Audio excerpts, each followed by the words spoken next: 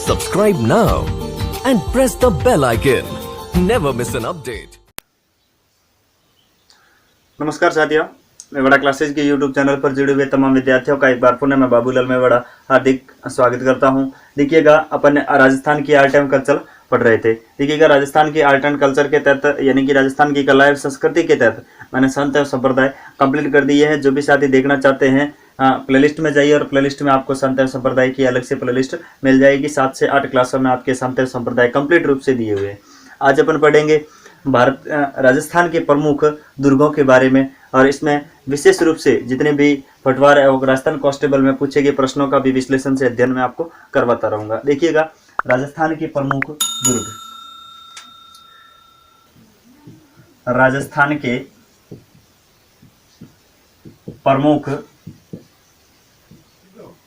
दुर्ग आज अपन पढ़ेंगे fort of Rajasthan. Fort of Rajasthan. Fort of Rajasthan के तहत जितने भी अपने पास में किले रहेंगे, देखिएगा, वैसे तो राजस्थान को महाराष्ट्र के और मध्य प्रदेश के बाद में सर्वाधिक किले मिलते हैं। ध्यान रखना, महाराष्ट्र और मध्य प्रदेश। प्रथम स्थान किसका मिलता है? तो मिलता है मध्य प्रदेश, और महाराष्ट्र के बाद राजस्थान में सर्वाधिक किले मिलते हैं। ध्यान रखना, मध्य प्रदेश और महाराष्ट्र के बाद में राजस्थान के अंदर सर्वाधिक किले मिलते हैं।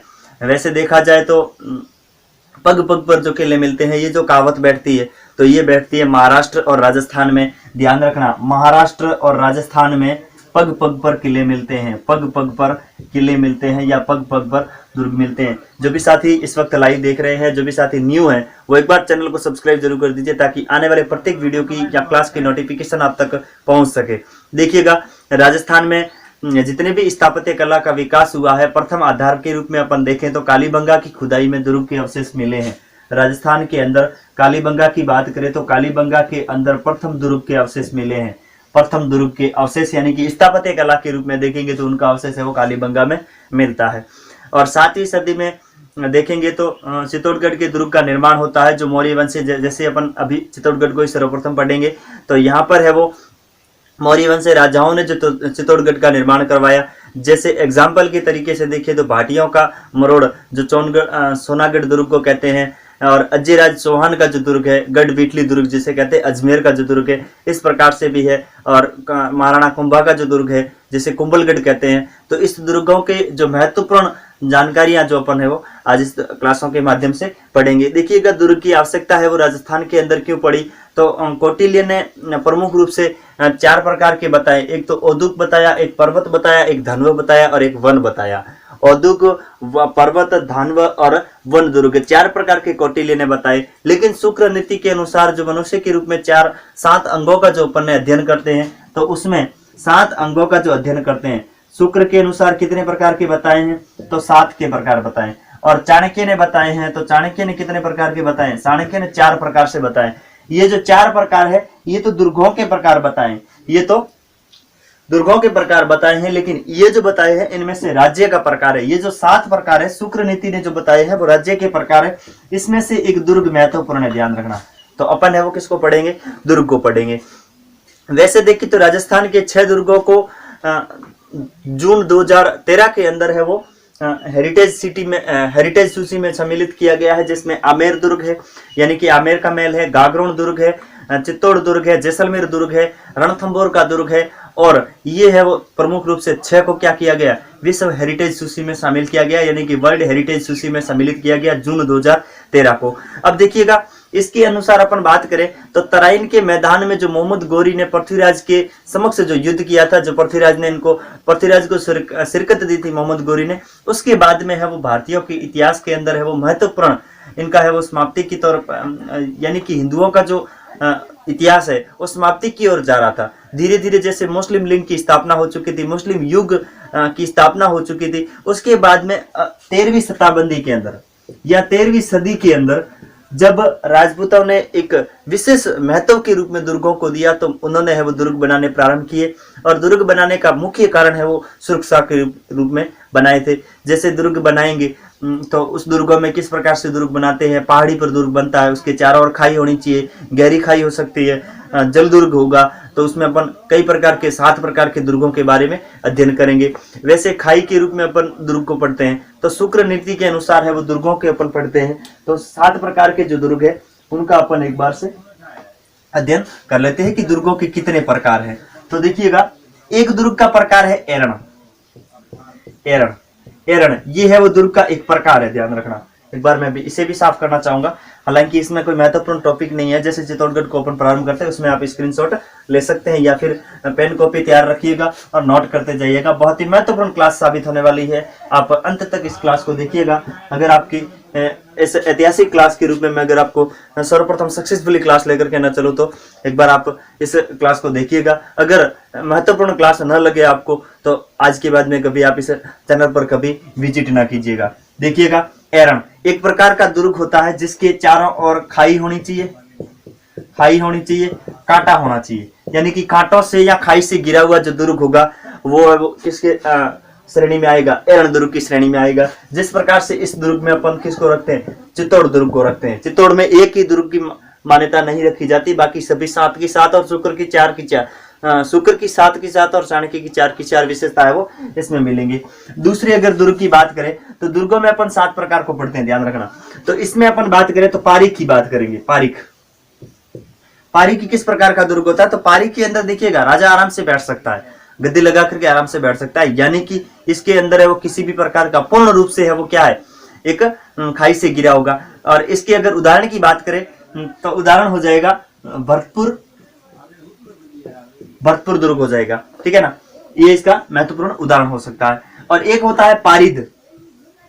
पारिद ये भी एक महत्वपूर्ण दुर्गों की श्रेणियों में से आता है। तो पारिद के अंदर देखिएगा चित्तौड़ है, जालोर है, ये है वो इसके उदाहरण आते हैं, जिसके अंदर है वो मुख्य रूप से दीवारों से गिरा हो। इस दुर्ग के अंदर दीवार से गिरा होगा। अब एक और दुर्ग को पढ़ते हैं जो होगा वन दुर्ग। वन दुर्ग जो वनों के अंदर बना हो या मरुस्थल की भूमि में जाकर के बनाया हो, इस प्रकार का दुर्ग, या बीहड़ के क्षेत्र में बनाया हो। जैसे अपन कह सकते हैं इस दुर्ग का उदाहरण जो अपने को मिलता है वो सिवाना दुर्ग मिलता है। सिवाना दुर्ग जो जालोर दुर्ग की क्या कहलाती है? कुंजी कहलाती है, ध्यान रखना। इसका अपन ने एक उदाहरण लिया था जालोर दुर्ग, और एक मिलता है चित्तौड़ दुर्ग। चित्तौड़ भी इसी का उदाहरण है। चित्तौड़ हालांकि आप सभी में ले सकते हैं, सभी की श्रेणियों में आ सकता है। 5वें की अगर अपन बात करें तो धनव दुर्ग। धनव दुर्ग, अब देखिएगा धनव दुर्ग क्या होता है। धनव दुर्ग की अगर अपन बात करें तो ये मुख्य रूप से अपन देखेंगे ना तो धनव दुर्ग है वो कहां पर है? पूर्ण रूप से मरुस्थलीय क्षेत्र में बना हुआ होना चाहिए। किस क्षेत्र में बना हुआ होना चाहिए? मरुस्थलीय क्षेत्र में बना हुआ होना चाहिए। मरुस्थलीय क्षेत्र में बना हुआ होना चाहिए। तो इसका अपन उदाहरण किसको ले सकते हैं? जैसलमेर को ले सकते हैं, जैसलमेर को। इस प्रकार से जैसलमेर है वो इसका उदाहरण आ सकता है। और अगर अपन बात करें तो छठे की अगर बात करें तो जल दुर्ग को ले सकते हैं। जल दुर्ग जिसका उदाहरण आप सभी जानते हैं। जल दुर्ग की परिभाषित करने की कोई आवश्यकता नहीं है। जो जल यानी कि चारों और तीनों और जल गिरा हो उसे अपन क्या कहते हैं? जल दुर्ग की श्रेणी में ले सकते हैं। और इस जल दुर्ग की अगर अपन बात करें तो मैंने आपको संत संप्रदाय में गागरोन दुर्ग को अलग से पढ़ाया था, ध्यान रखना। गागरोन दुर्ग, गागरोन दुर्ग, ठीक है ना। संत संप्रदाय जब पढ़े थे और उस समय मैंने वो गागरोन दुर्ग विशेष से अध्ययन करवा चुका हूँ, ठीक है। अब जल दुर्ग हो गया, गिरि दुर्ग, ठीक है ना। 7वें की अगर अपन बात करें तो गिरि दुर्ग। गिरि दुर्ग देखिएगा, गिरि दुर्ग क्या होता है कि गिरि, आप सभी समझते हैं कि गिरि दुर्ग का अर्थ होता है पहाड़ों के बीच में बचा हो। तो इसका उदाहरण अपन किसको ले सकते हैं? गिरि दुर्ग का उदाहरण अपन जालोर को ले सकते हैं, चित्तौड़ को भी ले सकते हैं इस दुर्ग का अगर उदाहरण की बात करें तो, ठीक है ना। इस प्रकार से वो दुर्ग रह सकते हैं। एक तो सैन्य और एक सहाय बचा है। 8वें में बचता है, एक बचता है सैन्य और एक 9वां बचता है सहाय। सहाय का मतलब होता है जो दुर्ग बाद में जब बनाए गए, जब 13वीं शताब्दी के आसपास में बचे हुए। सहाय का मतलब होता है जहां पर अनुकूल वातावरण में बनाया गया हो, अनुकूल वातावरण हो, कोई किसी प्रकार की समस्याओं का सामना इनको नहीं करना पड़ा। जैसे चित्तौड़ है, जालोर है, सिवाना है, ये है वो किस में आते हैं? सहाय में आते हैं। आराम से बैठ करके इसमें है वो एक महत्वपूर्ण रूप से देखा जाए तो इसमें शासन कर सकते हैं। और सैन्य आप सभी जानते हैं जिस प्रकार से सेना के लिए जो दुर्ग बनाए गए हो वो इसमें सम्मिलित होते हैं। इसी प्रकार से अपन है वो अभी शुरू करते हैं आज के इस महत्वपूर्ण क्लास में। देखिएगा कालांतर के अंदर जो महत्वपूर्ण दुर्ग बनाए हैं, जैसे बड़बोला का दुर्ग पीर सुल्तान ने बनाया था। तो इस प्रकार से अपन सभी दुर्गों के बारे में अध्ययन करेंगे। आज का दुर्ग पढ़ते हैं चित्तौड़ का दुर्ग। महत्वपूर्ण जानकारी है वो किसकी ले लेंगे? चित्तौड़ के बारे में जितनी भी जानकारी, चित्तौड़ के अलावा इसमें 2-3 नदियों को भी सम्मिलित कर देंगे, जो बेड़च है इनको भी सम्मिलित कर देंगे, स्थापत्य के मंदिर भी है, मेले भी लगते हैं, तो उन मंदिरों और मेलों का भी साथ में अपन अध्ययन करते जाएंगे और कुछ त्योहारों को भी अपन सम्मिलित कर जाएंगे। अर्थात इसमें जब अपन दुर्गों को पढ़ेंगे तो मैंने कल की क्लास में आपको लास्ट क्लास में जो पूछा था कि अपन है वो किसके बारे में विशेष से अध्ययन करेंगे, तो आपने कमेंट के रूप में भी मुझे जवाब दिए हैं। तो कमेंट के रूप में जितने भी साथियों ने जवाब दिए उनका बहुत बहुत धन्यवाद कि आपने हमें सुझाव दिया। देखिएगा, ये सुझाव मुझे ये पसंद क्यों आया, क्योंकि इसके अंदर अपन भूगोल भी पढ़ सकते हैं, यानी कि भूगोल के अंदर कुछ भी टॉपिक मिलान करके पढ़ सकते हैं। इसमें इतिहास भी आ सकता है, इतिहास भी आ जाएंगे, मंदिर भी आ जाएंगे, महोत्सव वगैरह कोई है तो वो भी आ जाएंगे। अर्थात कला एवं संस्कृति से रिलेटेड जो भी टॉपिक होंगे वो इसमें अपन पढ़ते जाएंगे। देखिएगा, चित्तौड़गढ़ का दुर्ग या चित्तौड़गढ़ अपन चित्तौड़गढ़, सर्वप्रथम अपन इस चित्तौड़गढ़ के बारे में आज की इस क्लास भले ही चाहे लंबी हो जाए, आप एक बार इसे देख लीजिएगा। शायद ही इसमें से कोई मैंने जानकारी पीछे छोड़ने की कोशिश करूंगा। अगर कोई जानकारी छूट भी जाती है तो आप मुझे कमेंट के रूप में सूचित करा दीजिएगा। देखिएगा, सर्वप्रथम अपन बात करते हैं चित्तौड़गढ़ के दुर्ग की। तो देखिएगा, चित्तौड़गढ़ दुर्ग को एक सबसे महत्वपूर्ण बात करें तो इसके नाम को कहते हैं चित्रकूट दुर्ग। चित्रकूट दुर्ग। अब चित्रकूट दुर्ग क्यों कहते हैं उसकी भी अपन बाद में जानकारी मैं आपको बताता जाऊंगा। देखिएगा, थोड़ी सी मार्कर को अपन चेंज करते जाते हैं ताकि दिखने में आसानी रहे। देखिएगा, एक तो अपन ने इसका उपनाम ले लिया चित्रकूट दुर्ग। मैं इसको ऊपर की तरफ लिखना चाहूंगा ताकि बोल्ड है वो पूर्ण रूप से भर ना सके। ठीक है, यहीं पर लिखते जाते हैं चित्रकूट दुर्ग।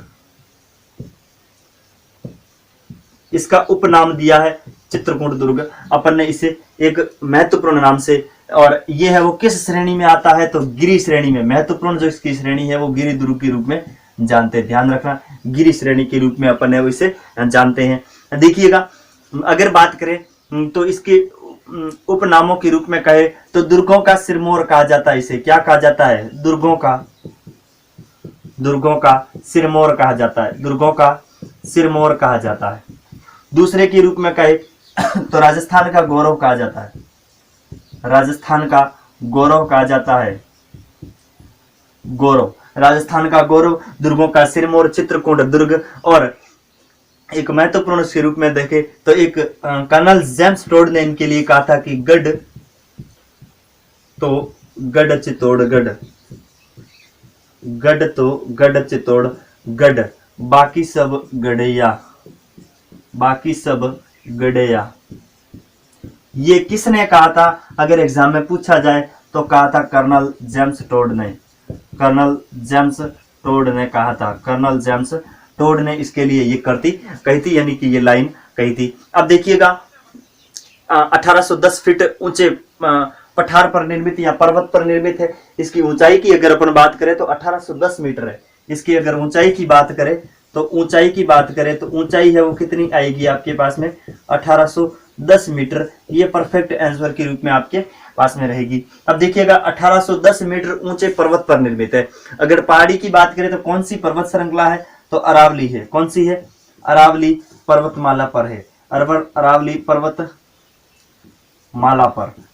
पर्वतमाला पर ये दुर्ग है वो बनाया हुआ है। देखिएगा, अगर इसकी बात करें नदियों की तो 2 नदियों के त्रिवेणी संगम पर है, बेड़च और प्लस गंभीरी। बेड़च और गंभीरी, इन 2 नदियों के बारे में भी इसी दुर्ग के अंतर्गत मैं आपको अध्ययन करवा दूंगा। पहले है वो इनके बारे में छोटी छोटी जानकारियां जो भी है वो अपन ले लेते हैं। अब देखिएगा, अगर इसके क्षेत्रफल की बात करें, ऊंचाई हो गई, क्षेत्रफल की बात करें, क्षेत्रफल इसका है वो है 28 वर्ग किलोमीटर। 28 वर्ग किलोमीटर। अगर परिधि की बात करें, कहीं पर आपको परिधि पूछा जा सकता है, तो परिधि की बात करें तो परिधि इसकी हो जाती है 13 किलोमीटर लंबी। ठीक है ना, 13 किलोमीटर लंबी। अगर इस प्रकार से और इस प्रकार से परिधि वाला है तो ये तो श्रेणी अपन किस में ले लेंगे? भारत का सबसे लंबा किला। भारत का सबसे लंबा किला किसे कहा जाता है? चित्तौड़गढ़ दुर्ग को कहा जाता है। और इसी के कारण ये है वो भारत का सबसे, राजस्थान का क्षेत्रफल की दृष्टि से सबसे बड़ा जिला। राजस्थान में क्षेत्रफल की दृष्टि से सबसे बड़ा जिला। राजस्थान में क्षेत्रफल की दृष्टि से सबसे बड़े जिले की अगर अपन बात करें तो वो है चित्तौड़गढ़। अब देखिएगा क्षेत्रफल की दृष्टि से भारत का सबसे लंबा किला या दुर्ग। अब देखिएगा इसके ऐतिहासिक ग्रंथ की बात करें तो वीर विनोद के अनुसार ये अगर आप लिख चुके हैं तो एक और मैं जानकारी इसमें लिख रहा हूं। भारत के मेवाड़ का इतिहास लिखा हुआ है, मेवाड़ का इतिहास लिखा हुआ है, मेवाड़ इतिहास ग्रंथ, मेवाड़ के इतिहास का ग्रंथ है, उसका नाम है वीर विनोद। उसका नाम क्या है? वीर विनोद। वीर विनोद, वीर विनोद किसने लिखा था? वीर विनोद लिखा था कवि राजा श्यामल दास ने। कवि राजा श्यामल दास ने, कवि राजा श्यामल दास ने इसने वीर विनोद को लिखा था। इसके अनुसार जो इसका निर्माण करता है वो है मौर्य राजा। कौन है? मौर्य राजा, मौर्य राजा चित्रांग। चित्रांग, ठीक है ना, चित्रांग इसका है वो निर्माता। कौन है? मौर्य राजा चित्रांग। यहाँ कई जगह आपको इसका नाम क्या मिलता है? चित्रांग भी मिलता है। बाद में है वो इसके आप साथ में नाम द भी जोड़ सकते हो, यानी कि इस प्रकार से है वो चित्रांग भी मिलता है। अब देखिएगा मेवाड़ के इतिहास के अनुसार, वीर विनोद ग्रंथ के अनुसार वीर विनोद की रचयिता कौन है? कवि राजा श्यामल दास। इनके अनुसार इसका निर्माता कौन है? मौर्य राजा जो है वो है चित्रांग। अब देखिएगा चित्रांग। फिर बात करते हैं अपन इसके, मैं एक बार आपसे कहना चाहूंगा कि इसका अगर आप स्क्रीनशॉट लेना चाहते तो ले सकते, बाद में है वो मैं इसे साफ कर रहा हूं। देखिएगा, ले लीजिएगा अगर आप स्क्रीनशॉट, कोई जानकारी छूट न जाए, इस प्रकार से देखिएगा। अब अगर बात करें अपन अगले महत्वपूर्ण जानकारियों की तो देखिएगा बहुत ही महत्वपूर्ण किला है। इस किले को पढ़ने के बाद में आप शायद ही कोई जानकारी इसमें से पीछे छूटने वाली है। देखिएगा,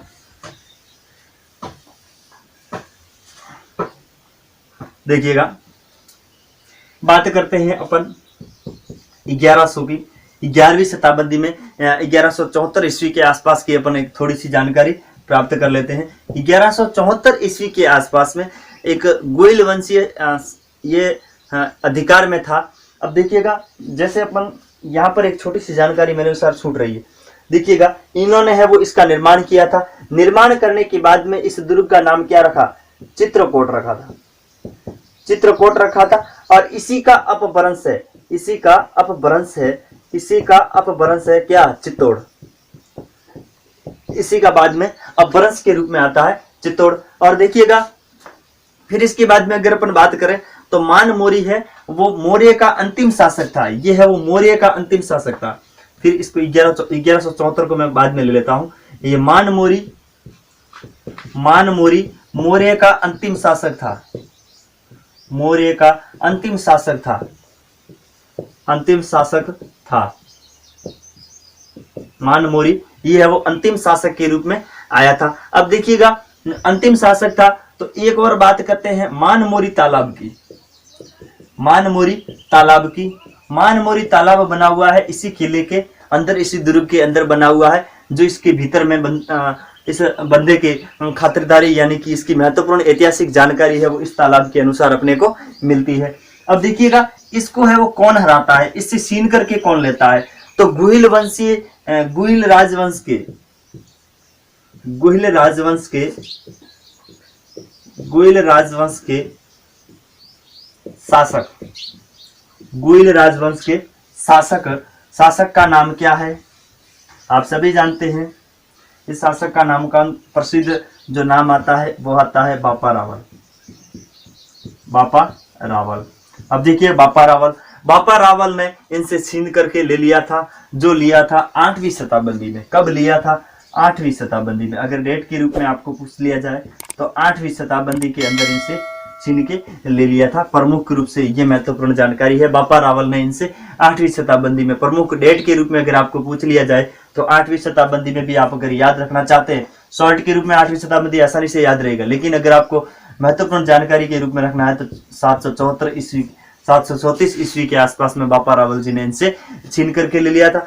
अब देखिएगा, 1174 की अपन बात कर रहे थे तो ये 1174 में जब बात कर रहे थे कि किसके अधिकार में आया था? गोहिल राजवंशों के अधिकार में आ गया था। अब देखिएगा, यहाँ पर अपन बात कर रहे हैं कि 1174 के आसपास, 1174 के आसपास तक ये गुहिलों के आधिपत्य में था, लेकिन बाद में है वो 1174 के बाद में गुहिलों के आधिपत्य से हट जाता है। थोड़ी सी जानकारी यहाँ पर मिस्टेक होती है कि इस यहाँ तक तो ये जानकारी मिलती है कि ये किसके अधिकार में था, गुहिल राजवंश के अधिकार में था, गुहिल क्षत्रियों के अधिकार में था। लेकिन इसके बाद जब तक गुहिल राजवंश होते हैं उसकी थोड़ी सी अपभ्रंश के रूप में इनकी शाखा है वो समाप्त होती है। तो किस प्रकार से शाखा समाप्त होती है वो भी मैं आपको बताऊंगा। देखिएगा एक और महत्वपूर्ण फैक्ट के रूप में, इसका भी अगर आप स्क्रीनशॉट लेना चाहते तो ले सकते हैं, बाकी मैं इसे साफ करता जाऊंगा। अगर स्क्रीनशॉट पीछे रह जाते हो आप लेने में तो थोड़ा सा वीडियो को रिपोज करके प्रीव्यूज करके आप स्क्रीनशॉट के रूप में ले सकते हैं। देखिएगा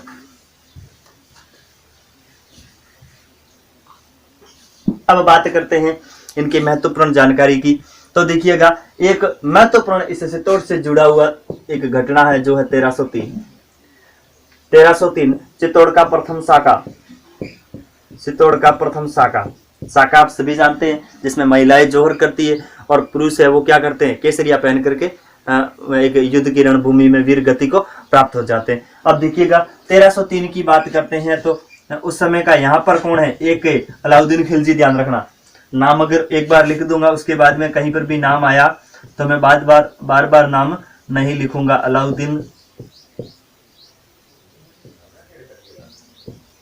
अलाउद्दीन खिलजी ये है वो, उस समय दिल्ली के सुल्तान थे। कहाँ का सुल्तान था, दिल्ली का सुल्तान था।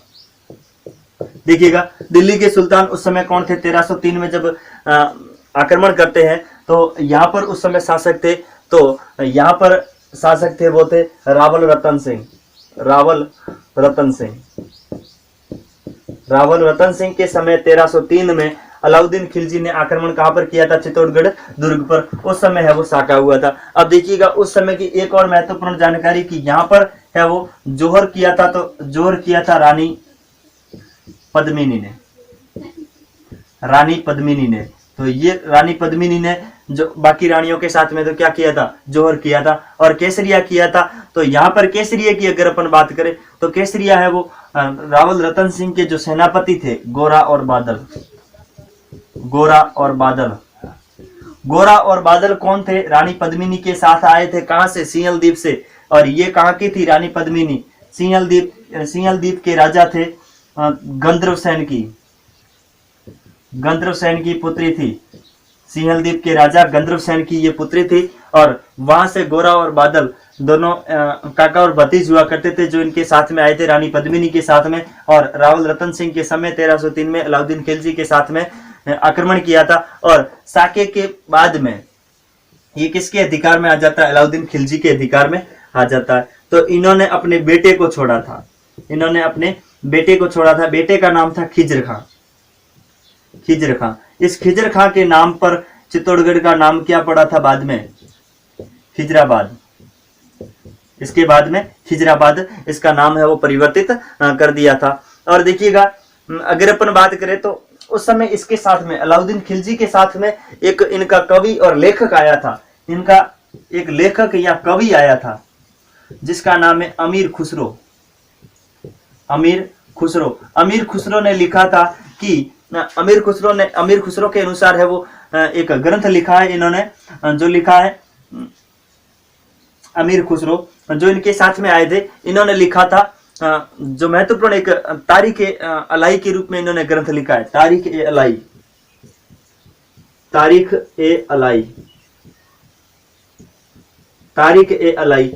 अलाई में इन्होंने लिखा था कि जो खिजराबाद वगैरह नाम वगैरह जो जानकारियां मिलती है, साके की जो जानकारी मिलती है वो अमीर खुसरो से मिलती है। और इन्होंने लिखा था कि उस समय यहाँ पर अमीर खुसरो ने बताया है कि 30,000 से भी प्लस हिंदुओं ने यहाँ पर क्या किया था, केसरिया किया था। और कहा जाता है कि 28 जनवरी 1303 को यहाँ पर इनका आक्रमण हो गया था।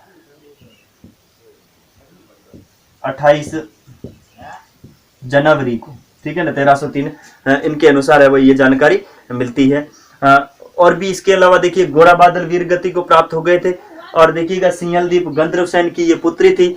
और इसके बाद में देखिएगा यहाँ तक की घटना है वो समापन की ओर है। लेकिन इसके बाद की जानकारी ये मिलती है, गिरिदुर्ग को एक बार साफ कर लेते हैं। देखिएगा, बात करते हैं 1326 ईस्वी की, तो गोहिलों की शाखा राणा हमीर से प्रारंभ होती है। गोहिल वंश के एक शासक हुए थे, गोहिल वंश के शासक थे, जिनके अनुसार 1326 ईस्वी में 1326 ईस्वी में यानी कि 26 साल 25 साल 26 और 30 23 साल के आसपास है अलाउद्दीन खिलजी ने इनके पास में रखा था। लेकिन उसके बाद में ये क्या करते हैं, ये चला जाता है बीच में से खिजर खा जाता है, तो खिजर खा सोनगरा को देकर के जाता है। मालदेव सोनगरा, जैसे राजस्थान के इतिहास में मूछाला सोनगरा कहते हैं, ठीक है ना, मालदेव मूछाला, ठीक है ना। तो ये किसको देके जाते हैं, मालदेव सोनगरा जो जालोर के कानड़दे के अंदर इसके भाई मिलते हैं, ध्यान रखना, जो चित्तौड़ का हाकिम बना करके चले जाते हैं, ठीक है ना। तो ये मालदेव सोनगरा को क्या बनाया था, यहाँ का हाकिम बना करके छोड़ के चले जाते हैं, और अलाउद्दीन खिलजी है वो वापस दिल्ली लौट जाते हैं। फिर उसके बाद में क्या होता है कि गोइल वंश के अनुसार, यहाँ पर गोइल वंश के जो हमीर हुए थे, राणा हुए थे, राणा हमीर ने इनसे वापस छीन करके ले लिया था। किससे, सोनगरों से छीन करके ले लिया था। और सोनगरों से छीनने के बाद में राणा हमीर से अकबर तक, ये किसके पास में रहा था, अकबर तक, ये किसके पास में रहा था, अकबर तक है वो राणाओं के पास में ये दुर्ग रहता है। फिर वापस अकबर आ जाता है, और अकबर आने के बाद में अकबर है वो कब तक रहता है, अकबर रहता है उदय सिंह तक। महाराणा अकबर ने जहांगीर को सौंपा था यहाँ पर। अकबर के बाद में कौन आया था, जहांगीर यहाँ पर आया था, ठीक है ना। और जहांगीर के बाद जहांगीर ने है वो अपनी स्वतंत्रता प्राप्त हो जाती है, स्वतंत्रता तक है वो ये किसके पास में रहता है, वापस राणाओं के पास में रहता है। तो ये वापस जहांगीर किसको दे देता है, महाराणा अमर सिंह को देता है, महाराणा अमर सिंह को। एक बार फिर से देखिएगा, 1303 का साका अलाउद्दीन खिलजी खिजर खां को देता है, खिजराबाद नाम करता है। खिजराबाद के बाद में एक और महत्वपूर्ण जानकारी की, मालदेव सोनगरा को दे देते हैं। मालदेव सोनगरा से छीन करके कौन लेते हैं, राणा हमीर लेते हैं। राणा हमीर से वापस अकबर तक ही रहता है। अकबर है वो कैसे छीन करके ले लेता है, उदय सिंह के समय जब शाखा होता है तब अपन जानकारी इसमें पढ़ लेंगे। उसके बाद में देखिएगा अकबर तक की जानकारी मिलती है, अकबर के पास में राणा हमीर से लगा करके अकबर तक है वो इनके पास में रहता है। उदय सिंह के बाद में अकबर आ जाता है, अकबर से जहांगीर तक, ठीक है ना। और जहांगीर ने है वो इसे वापस किसे दिया था, अमर सिंह को दे दिया था। इसी प्रकार से इसका भी अगर आप स्क्रीनशॉट लेना चाहते हैं तो एक बार ले लीजिएगा, नहीं तो इसे भी अपन आगे की तरफ देखिएगा किस प्रकार से महत्वपूर्ण है। एक शाखा अपना पूर्ण हो चुका है, दो और शाखे भी बचे हैं बीच में, ठीक है ना, दो में। देखिएगा अपन अब लौटते हैं दूसरे शाखे की तरफ, अन्य जानकारी की तरफ। एक शाखा अपन ने वो पूर्ण रूप से पढ़ लिया है।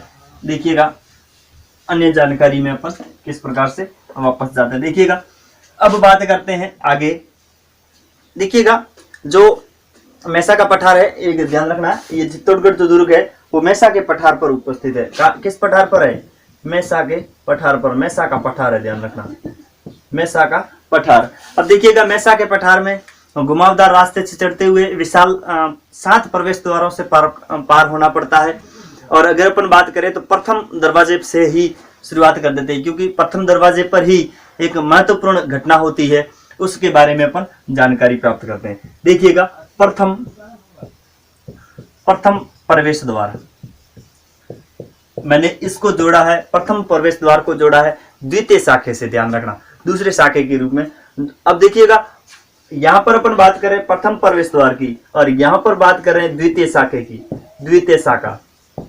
द्वितीय शाखा कब होता है, सन 1534 के अंदर। वहां पर उस समय शासक हुआ करते थे, वो थे बहादुर शाह की सेना ने जब आक्रमण कर दिया था, तो यहाँ पर है वो बहादुर शाह की सेना से जूझते हुए प्रतापगढ़ के बाघ सिंह है वो इसमें क्या हुए थे, शहीद हुए थे। ये द्वितीय शाखा किसके समक्ष में हुआ था, बाघ सिंह। ये बाघ सिंह कौन थे, बाघ सिंह थे वो प्रतापगढ़ के शासक हुआ करते थे, प्रतापगढ़ के एक सैनिक थे, प्रतापगढ़ से बिलोंग करते हैं, ठीक है ना, ध्यान रखना। और इनका है वो स्मारक कहाँ बना हुआ है, इस पोल के जस्ट सामने बना हुआ है, ध्यान रखना, इस दरवाजे पर। और इस दरवाजे को कहते हैं, प्रथम प्रवेश द्वार को कहते हैं पांडन पोल। जैसे आप प्रवेश करोगे इसके अंदर, चित्तौड़गढ़ दुर्ग के अंदर, तो पहला ही जो द्वार आता है, मुख्य द्वार है, ये ध्यान रखना, ये मुख्य द्वार है। एक तो इसे मुख्य द्वार भी कहते हैं और एक सबसे बड़ा द्वार है, एक ये बड़ा द्वार है। देखिएगा इस द्वार के जस्ट सामने पार्श्व के रूप में, ठीक है ना, इसके पार्श्व में या पास में है वो प्रतापगढ़ के रावत बाघ सिंह का क्या बना हुआ है, स्मारक बना हुआ है। इनका क्या बना हुआ है, स्मारक बना हुआ है। यहीं पर इसका एक कहे तो इस प्रकार से स्मारक बना हुआ है, ठीक है ना। ये इनका क्या हो गया, स्मारक बना हुआ है पांडन पोल के अंदर। अब देखिएगा बात करते हैं चित्तौड़गढ़ के, जिन्होंने दूसरे साके के समय राणा, ये जो राणा हुआ करते थे बाघ सिंह, ये बहादुर शाह की सेना से लड़े थे। बहादुर शाह की सेना से लड़े थे। और द्वितीय शाखा होता है जो होता है इनके समय में, बहादुर शाह की सेना से लड़े थे सन 1534, मैंने भी बताया, वो लिखा नहीं कहीं पर। देखिएगा सन 1534 के अंदर, सन 1534 के अंदर युद्ध किनके साथ में होता है, बहादुर शाह से। बहादुर शाह कहां से आया था, गुजरात से आया था, ठीक है ना, गुजरात से। बहादुर शाह ने 2 बार आक्रमण किया है चित्तौड़ पर, 2 बार आक्रमण किया चित्तौड़ पर, ठीक है, दोनों बार लगातार आक्रमण करता है। और बहादुर शाह के रूप में जो स्मारक बना हुआ है, इनका जो बाघ सिंह का जो स्मारक बना हुआ है, वो स्मारक किसके रूप में बना हुआ है, चबूतरे के रूप में बना हुआ है, चबूतरे के रूप में बना हुआ है, ठीक है। इसका जो चबूतरा बना हुआ है वो यहीं पर बना हुआ है। अब देखिएगा दूसरे अगर पोलों की बात करें तो राम पोल है, राम पोल, ठीक है ना, जो इसका क्या है, अंतिम पोल है, ध्यान रखना। ये तो है प्रथम और ये है अंतिम, ये है अंतिम। अब द्वितीय पोल की बात करें तो द्वितीय पोल के रूप में अपन लेते हैं वो है भैरव पोल, द्वितीय पोल। दूसरे पोल का नाम है भैरव पोल, ठीक है ना, भैरव पोल। और तीसरे पोल का नाम है हनुमान पोल, हनुमान पोल। अब देखिएगा ये दोनों भी महत्वपूर्ण है।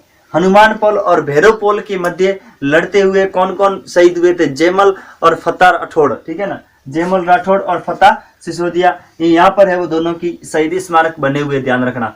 और एक और जानकारी अपन यहाँ पर छोड़ रहे पीछे कि 1534 के अंदर, 1534 के अंदर बाघ सिंह के नेतृत्व में बहादुर शाह के युद्ध पर ये है वो क्या करते हैं, दूसरा शाखा होता है। लेकिन उस समय यहाँ पर ये देवलिया के शासक हुआ करते थे, ध्यान रखना। बाघ सिंह, देवलिया कहां पर है, प्रतापगढ़ के अंदर है देवलिया। और एक और महत्वपूर्ण बात यह है कि 1534 के अंदर जब ये लड़ाई होती है या फिर ये जो महत्वपूर्ण घटना घटित होती है, उस समय यहाँ पर है वो कौन थी, महारानी जिन्होंने जोहर किया था वो थी हाड़ी रानी कर्मावती, हाड़ी रानी, हाड़ी राजमाता या रानी हाड़ी राजमाता कर्मावती। अब देखिएगा कर्मावती कौन सी हाड़ी रानी कर्मावती है, वो कौन सी हाड़ी रानी कर्मावती, कर्मवती। तो इन्होंने ही हुमायूं को राखी भेजी थी, ठीक है ना, इन्होंने ही हुमायूं को राखी भेजी थी। लेकिन हुमायूं उस समय कहीं और बिजी थे, किसी और दुर्ग को घेर करके बैठे थे। जब अपन हिस्ट्री को पढ़ेंगे उस समय मैं आपको बता दूंगा। तो हुमायूं है वो इस युद्ध में भाग लेने के लिए, जब कोई इनके पास में किसी प्रकार का अन्य कोई सहायता नहीं मिल रही थी, तो इन्होंने सहायता के लिए हाड़ी रानी कर्मावती ने हुमायूं को राखी भेजी थी। लेकिन हुमायूं है वो नहीं आए थे। अब देखिएगा बात करते हैं अपन रामपोल की, महत्वपूर्ण है। एक बार ये थोड़े से पोलों के बारे में नाम है वो बता दिया, हनुमान पोल, राम पोल। एक अंतिम पोल के रूप में हनुमान पोल हो गया, गणेश पोल, ये भी है एक महत्वपूर्ण। गणेश पोल, हनुमान पोल, पांडन पोल हो गया, लक्ष्मणगढ़ या लक्ष्मण पोल, लक्ष्मण पोल, ये है वो इस प्रकार से महत्वपूर्ण पोलों के रूप में है। एक पूर्व की और मुख्य पोल और है जिसका नाम है सूरज पोल, ठीक है ना, उत्तर दक्षिण पूर्व यहीं पर ही लिख देते हैं, ठीक है, जो है सूरज पोल, सूरज पोल। लमसम ध्यान रखिएगा, जो भी पूर्व की ओर पोल होते हैं, मेहरानगढ़ में है उसे भी सूरज पोल कहा जाता है, चित्तौड़गढ़ में है उसे भी सूरज पोल है, काफी जगह सूरज पोल के रूप में, पोल प्राचीन दरवाजे के रूप में। ये ध्यान रखना सबसे प्राचीन दरवाजा है इस चित्तौड़ का, सबसे प्राचीन दरवाजा, सबसे प्राचीन द्वार के रूप में है वो कौन है, प्राचीन द्वार, प्राचीन द्वार कौन सा है, सूरज पोल। अब देखिएगा अपन बात करते हैं राम पोल की। तो इसके जस्ट सामने, राम पोल के जस्ट सामने और भैरव पोल और हनुमान पोल के बीच में, इसके जस्ट सामने दो प्रमुख सेनापतियों के बने हुए हैं। एक तो उस समय सेनापति आमेट के ठिकानेदार हुए, आमेट जो है वहां के ठिकानेदार हुए थे, वो थे फतेह सिसोदिया, फतेह सिसोदिया। तो इनकी छतरिया बनी हुई है फतेह सिसोदिया प्लस जेमल राठौड़, जेमल राठौड़। अभी अपन थोड़ी सी जानकारी इसके बारे में भी पढ़ लेंगे, थोड़ा सा फतेह सिसोदिया के बारे में, लेकिन इससे पहले मैं बप्पा रावल को थोड़ी सी एक दो जानकारियां, ये एक बार साके तीनों के तीनों पूर्ण हो जाए। और ये साके की जो घटना होती है वो होती है 1567 को। ये है वो कब होता है? 1567 को। कौन सा साका? तीसरा साका। कौन सा साका? तीसरा साका फतेह सिसोदिया और जेमल राठौड़ के नेतृत्व में। और उस समय यहाँ पर उदय सिंह जो थे, वो विक्रमादित्य ने उदय सिंह जी को अपने ननिहाल भेज दिया था। विक्रमादित्य के साथ में उदय सिंह जी को कहाँ भेज दिया था? ननिहाल भेज दिया था। और ननिहाल उस समय कहाँ था? बूंदी उनका जो ननिहाल था वहां उनको भेज दिया था। अब देखिएगा आसफ खां के नेतृत्व में जब ये युद्ध लड़ा जाता है तो हनुमान पोल और भैरव पोल में इन दोनों की क्या बनी हुई है? छतरिया बनी हुई है। लेकिन ध्यान रखना, अकबर ये आक्रांताओं से लड़ते हुए जब ये वीर गति को प्राप्त होते हैं तो अकबर ने उस समय, यहाँ पर ये कौन आए थे? अकबर आया था, ध्यान रखना, अकबर आया था, ठीक है ना। तो अकबर ने इनसे, इनकी वीरता से प्रभावित होकर के आगरा के किले के अंदर, आगरा के किले के प्रवेश द्वार के अंदर ही इन दोनों की छतरिया बनाई थी। वो छतरिया कब तक थी? तो औरंगजेब तक वो छतरिया वहां पर मौजूद थी, लेकिन उसके बाद में है वो वहां से वो हटा दी थी। हाथी पर संगमरमर के रूप में दोनों प्रतिमाएं स्थापित करवाई थी। अब देखिएगा और कोई जानकारी मेरे अनुसार छूट नहीं जा रही है, लेकिन हाँ, तीसरे साके का प्रमुख कारण क्या था? तीसरे साके का प्रमुख कारण कौन था? बहादुर शाह था, ठीक है ना। जो बहादुर शाह यहीं पर कहीं आया था, ये बहादुर शाह, ये बहादुर शाह, ये बहादुर शाह शासक कहाँ का था? मालवा का या मांडू का शासक था? मालवा का। तो जब ये शासक यहाँ पर आता है, कहां पर? उदयपुर, सॉरी, चित्तौड़गढ़ के अंदर। तो चित्तौड़गढ़ के अंदर इनको क्या दी थी? शरण दी थी। और शरण देने के बाद में अकबर है वो नाराज हो जाता है और अकबर है वो 1567 को आ जाता है। कहां से होते हुए आया था? तो मांडलगढ़ होते हुए आया था। मांडलगढ़ होते हुए कहां आ जाता है? चित्तौड़ आ जाता है। और सबातों के रूप में इन्होंने निर्माण करवाई थी। बादशाह खुद ने सबातें बनाई थी। सबात का ध्यान रखना, एक प्रश्न पूछा जा सकता है, सबात क्या है? तो सबात है वो प्रमुख रूप से सुरंग बनाई जाती है। और सबातों के रूप में इन्होंने एक और सबात भी बनाई थी बहादुर शाह ने। और एक है जेमल राठौड़, जो जेमल है, जो जेमल मेड़तिया है। तो इनको बंदूक कौन सी बंदूक से गोली लगी थी? तो संग्राम बंदूक से गोली मारी थी अकबर ने। एक दिन जब साबातों के माध्यम से जब आक्रमण हो जाता है और एक इनका प्रमुख दरवाजा, एक मुख्य उत्तर की बुर्ज है, उत्तर की बुर्ज, ठीक है ना, उत्तर की बुर्ज जब टूट जाती है तो इनको ठीक करवाने के लिए यहाँ पर ये मजदूरों की सहायता से ठीक करवा रहे थे, इनकी निगरानी कर रहे थे। तो उस समय है वो संग्राम नामक बंदूक से इनके पैर पर गोली लग गई थी। तब ये वो चलना अपना है वो चलना क्या हो गया था? असंभव हो गया था।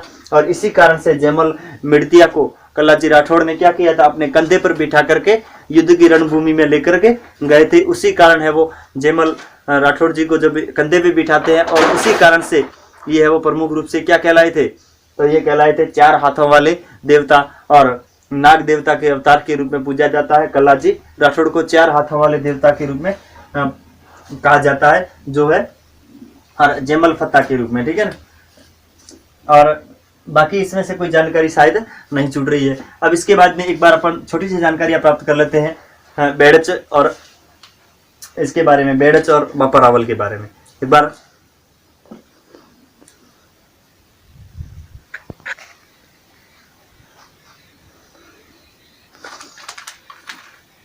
देखिएगा काफी महत्वपूर्ण जानकारियां हैं, लेकिन आज की इस क्लास को यहीं समापन करेंगे, क्योंकि ये वो क्लास है वो कम से कम 30 मिनट से अबव जा चुकी है। तो इसका दूसरे पार्ट का आप भी इंतजार कीजिएगा, और दूसरे पार्ट में बनते हैं अपने साथ में। दूसरे पार्ट के समय है वो अपन बताएंगे, मैं आपको लेकर के चलूंगा बेड़च गंभीरी नदी की तरफ, और बप्पा रावल की भी जानकारी अलग से दे देंगे। बेड़च और गंभीरी नदी की एक और पार्ट के रूप में छोटा सा वीडियो जो भी बनेगा वो दे दूंगा, और बप्पा रावल के भी बारे में एक छोटी सी जानकारी के रूप में अलग से पार्ट आपके रूप में अपलोड हो जाएगा।